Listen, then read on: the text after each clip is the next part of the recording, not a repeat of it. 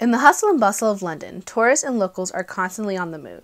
Oftentimes, you can find a nice, quiet park nearby to escape your everyday life of university, work, or responsibilities, and relax on a long afternoon, or you can even hide away in a secluded area of a local pub. For me, a pub, the name itself, it comes from a public house. So the idea is that it's a place where you can just go, you can relax. Like, as the staff, we treat it as our house, like we're welcoming people into our home to relax, to drink, to have a good time, to chill out. For me, I see a bar more as sort of a night out thing. Like, if you're going to go for a full-blown night out, you go into the clubs, you go to the bars beforehand to pre-drink. Like, bars, for me, are more of a nighttime thing, where you go to drink, to get drunk, to, well, I probably shouldn't say that. Drink responsibly. Yeah. Yeah, no, for me, bars are more sort of for a night out. Like, there's a lot more range of alcohols, there's shots, there's more things like that. It's crazy, the music's louder, people are all dressed up and glammed up. For a pub, anything can happen in a pub. Like, Hi, I'm Dani. When walking across London, you may stumble across, or should I say out of, a few pubs. Pub life and drinking are a very important part of today's British culture, with a rich history. But don't take my word for it, meet Joe, a local bartender. At my current pub, I've been a bartender for about 9 months now, but this is my 3rd year working in hospitality. I think it is a massively important part of British culture, and it's a very British thing to go down to the pub and have a few pints with your mates. You know, it's that stereotype obviously comes from somewhere. Pubs are a massive part of individual communities, because sort of you'll find them dotted all over the place, just in the middle of like residential areas, and it becomes sort of a central hub for that community. It is bringing a community together. It is a way of doing that. It's a way of meeting new people. It's a way of relaxing after a long day. I mean, it ticks all these different boxes, which I think if we lost, like the pubs, if they all collapsed and it all went tits up, it would be a huge blow. Because, you know, I mean, we've seen it, like when people stopped going out as much, when it became cheaper to pre-drink, a lot of pubs still survived because people still wanted to go out and have that shared experience.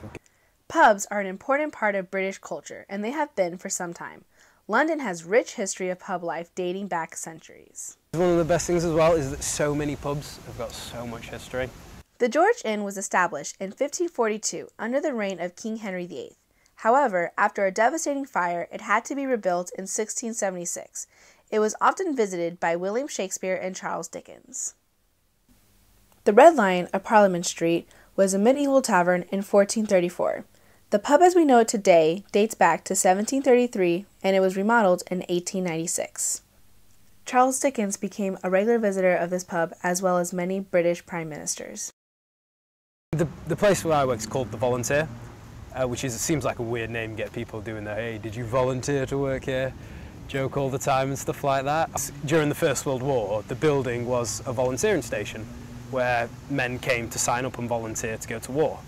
And that's where this name comes from. And there are loads of places like that, loads of pubs which get their name from the history of the building, which I think is fascinating, personally. And it just gives the place more character.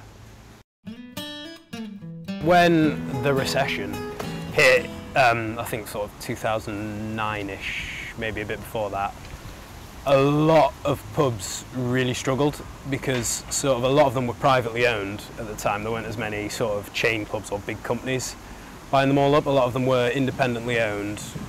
And obviously when the recession hit, prices skyrocketed. People stopped going out to drink because it became cheaper to drink at home. Supermarkets started doing like crates and alcohol for a lot cheaper than a pub can afford to sell it for. So a lot of places really struggled to keep bringing people in and bringing the business in. So a lot of them started closing down, a lot of sort of the independent ones that were on their own in the communities, which personally I thought was, it sucked. It was really sad. Now they're starting to come back, which is great. More and more independent breweries are opening up.